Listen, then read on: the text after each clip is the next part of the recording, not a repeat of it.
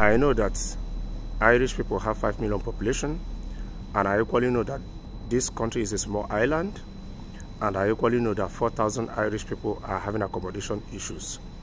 Yes, you see, there are a whole lot of Irish people.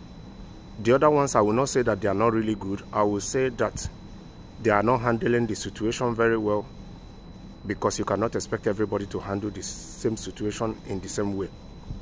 And when these Irish people who are reacting the way they are reacting, which I said already, I will not say that they are not good people, is because what their government is doing by meeting the needs of these asylum seekers without meeting the needs of the 14,000 Irish people who are having accommodation issues.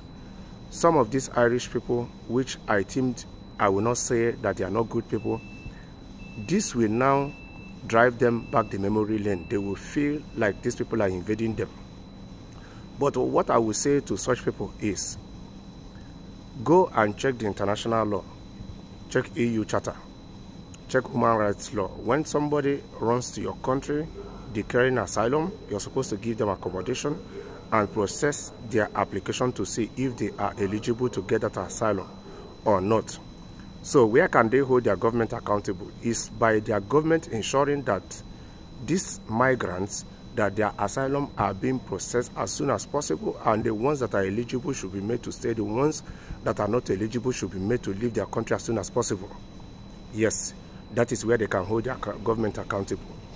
And they can equally take their opinions to the next election to vote for that candidate who they think that will put the rights and needs of Irish people first.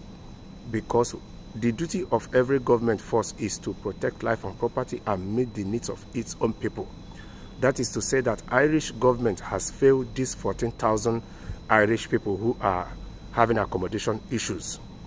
Then, on the side of the migrants, I condemn some of them totally. You cannot go to somebody's country trying to import your own tradition, your own culture, trying to break the rules and regulations and the laws in that country. If you go to somebody's country, in the time they are processing your asylum, conduct yourself. Yes, abide by their rules, regulations, and their customs. You are in their country and not the other way around.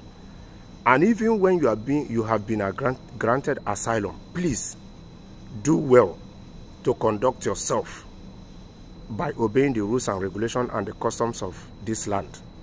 Yes, because when the citizens see that their government is doing everything for you to settle, and you are breaking the laws and you're not abiding by the laws of their country, it's very painful. That is why you see that some of them react the way they react, which is totally quite understandable. Yes. And you people should not equally forget that for most of these people in the West, some of them don't even understand. Let me use Africa as a case study.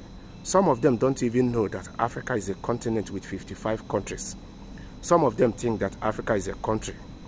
So Africa as a case study, when an African does something, some of them see that it's every African, because some of them think Africa is a country and not a continent with 55 countries. So why do I use Africa as a case study? Because it's more easier to understand. So if you're a foreigner in a foreign land, not just Ireland, do well to conduct yourself. Obey the rules and regulations. Obey the customs, integrate yourself into the society, and do whatever you can if you are allowed to stay to contribute to that country that has already granted you the opportunity to be one of them.